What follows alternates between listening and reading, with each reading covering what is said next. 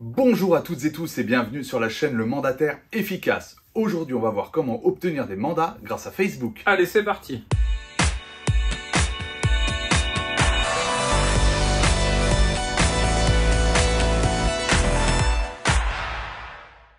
Alors déjà pour débuter, oui, Facebook va être un outil pour nous aider à prendre du mandat. Maintenant, je vais vous faire un petit disclaimer tout de suite. C'est pas grâce à Facebook que vous allez vivre. Ça va peut-être nous aider à prendre un mandat, 2 mandats dans l'année, c'est un plus. Mais faites attention, c'est long. C'est quelque chose qui va mettre beaucoup de temps à se mettre en place pour pouvoir être connu et reconnu. Ça ira plus vite de le faire en prospection que grâce aux réseaux sociaux. Maintenant, les réseaux sociaux sont là. On commence à avoir un monde qui vit vraiment autour de ça. Donc, il faut s'intégrer dedans, profiter aussi des opportunités qui peuvent nous être ouvertes. Nous, on y est tous les deux. Pas à titre perso, mais à titre pro. Mais et puis, a priori, les Français passent maintenant 2h40 sur les réseaux sociaux. Donc, on n'est pas en train de tuer la vidéo dès le départ en vous disant que ça va pas marcher. Ce qu'on vous dit juste, c'est attention, ne comptez pas que là-dessus, parce que vous allez être déçus. Ouais. Il faut prendre Facebook ou Instagram ou d'autres pour une partie de votre prospection en fait. On va avoir la prospection physique, la prospection téléphonique, et on va appeler ça la prospection presque réseaux sociaux. Sauf que nous, on va plus vous parler là aujourd'hui dans cette vidéo de qu'est-ce qu'on peut faire sur Facebook pour rentrer du mandat indirectement, c'est-à-dire sans publicité et autres. La vidéo, elle n'est pas pour but de comment vous monter une publicité, de payer 500 balles pour essayer d'avoir un mandat. Là, on va vous expliquer un petit peu comment faire du contenu un peu long terme pour pouvoir être connu sur votre secteur, pour vraiment avoir cette même impression que par le boitage. Alors, vous le savez, on le dit à chaque fois, vous n'êtes pas là pour faire les clowns. Vous êtes là pour être professionnel. Les clowns, c'est nous. Oui, je sais pas si c'est une bonne Non, c'est pas vrai. Donc en fait, ce qui est important sur votre profil, c'est que votre profil pro et votre profil perso soient en fait à peu près le même. C'est-à-dire que quand vous faites votre profil perso, ça va être votre nom, votre prénom, puis votre page, peut-être que ça va être votre nom, prénom, immobilier ou le nom de votre réseau, je ne sais pas, vous faites ce que vous voulez. Mais faites en sorte qu'on ne voit pas votre vie de famille. Faites en sorte que ce soit professionnel. Parce que ce que veulent voir les gens, c'est finalement un professionnel de l'immobilier. Ils vont vous confier leur bien immobilier. Je ne suis pas convaincu qu'on va vous confier votre bien parce que vos enfants sont rigolos ou parce que vous avez, je ne sais pas, fait une grosse chouille et vous vous êtes mis une caisse le week-end. Je ne suis pas convaincu de ça. Donc faites vraiment un profil pro-perso qui soit ressemblant, mais surtout qui soit professionnel. Ouais, d'ailleurs, j'aurais même un conseil à vous donner. Là, on va même divaguer un peu de Facebook, mais Instagram, c'est aussi la même chose que Facebook. Ouais. Si vous avez un profil perso, changez le nom. Ne faites pas Olivier Mémin. C'est très bien, par exemple, pour le... Enfin, faites pas Olivier Mémin, vous appelez pas comme ça déjà. Mais si vous faites vos prénoms-noms pour le pro et le perso, vous mettez des diminutifs. Et si c'est Instagram, mettez-vous en abonnement privé. Comme ça, au moins, personne voit vos photos. Sachez que tous les gens ont tendance à taper votre nom. Alors, quand on va voir, je sais pas, Sébastien Ruchat avec le nom du réseau et qu'on va voir Sébastien Ruchat, ils vont aller voir les deux.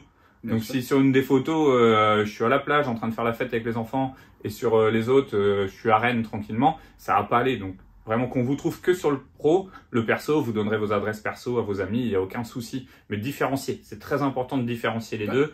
On est des professionnels de l'immobilier, on n'est pas des clowns de l'immobilier. Donc ça, c'est important.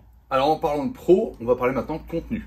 Qu'est-ce que vous allez donner à lire, entre guillemets, à votre communauté?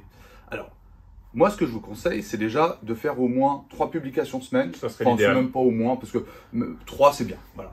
Contentez-vous de 3, c'est déjà pas mal, parce qu'il faut quand même les créer, avoir de l'idée. Et puis, il faut tenir sur la durée. Parce que c'est ce que disait Sébastien tout à l'heure, c'est long. Donc, comme c'est long pour se faire connaître et être surtout reconnu pour ses qualités, il va falloir donc faire des publications régulières. Donc, 3, c'est bien.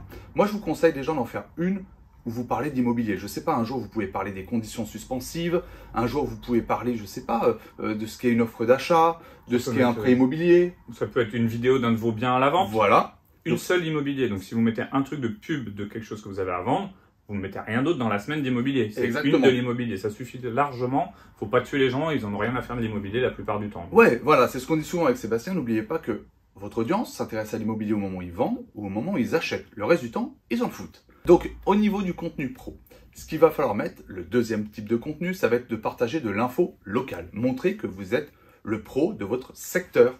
Donc, je ne sais pas, vous pouvez partager une publication d'une boulangerie qui vient de sortir, je ne sais pas, une offre sur des nouvelles baguettes, des nouveaux pains, des nouvelles pâtisseries. Bref, vous avez compris, vous pouvez sortir de l'info locale. Ça peut être aussi un événement culturel, ça peut être plein de choses, mais vraiment local.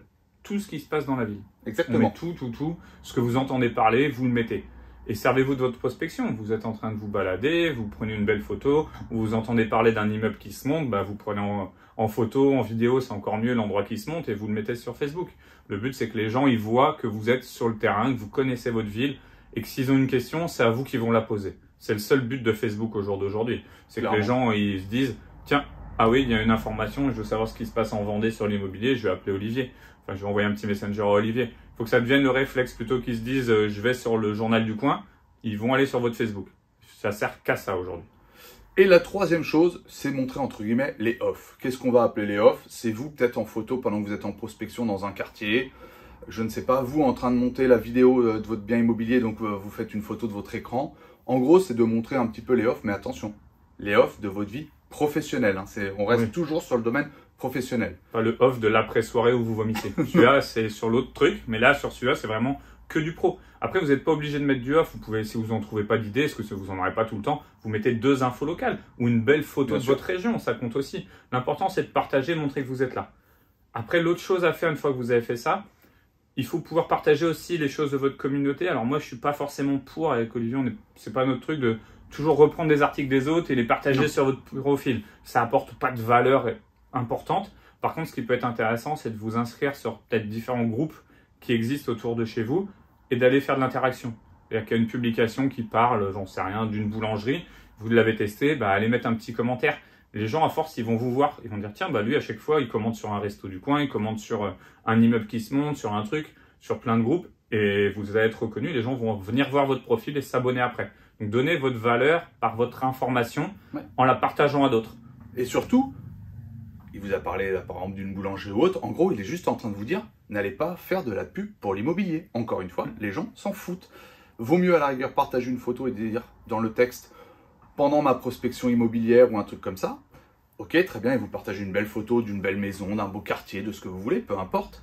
Mais c'est vraiment de l'interaction, montrer que vous êtes la personne du secteur. Et c'est aussi de la bienveillance. N'allez pas là pour vous plaindre parce que vous avez mis 10 minutes à être servi dans une boulangerie, un quart d'heure au restaurant, vous avez attendu.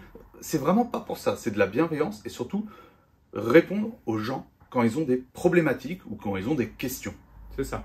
Facebook, en fait, c'est vraiment là pour montrer que vous êtes là et que vous connaissez le coin. Donc, servez-vous des groupes pour interagir. Les groupes, c'est bien, il y en a plein sur votre ville généralement. Vous avez peut-être le vôtre, donc ça, c'est encore mieux, mais on en parle pas mal dans notre formation. Mais sinon, allez sur les groupes qui existent et partagez votre information. Et les gens vont se dire, tiens, lui, il connaît. Ou ils vont peut-être directement vous poser une question. Dans les groupes, il y a plein de gens qui posent des questions. Moi, je vois sur Rennes, il y a des gens, ils demandent où est-ce qu'il y a un immeuble HLM, où est-ce qu'il y a ceci. Bah là, vous, il faut que vous soyez là à répondre, à donner votre information, montrer que vous connaissez ça. Alors, interagissez sur l'immobilier, interagissez sur tous les commerçants. Et en parlant d'interaction, n'hésitez pas à liker cette vidéo et vous abonner. On vous dit à dimanche prochain, 10h. Oui, pour une nouvelle vidéo dimanche prochain. Afin de travailler efficacement et de vivre sereinement. Excellent dimanche.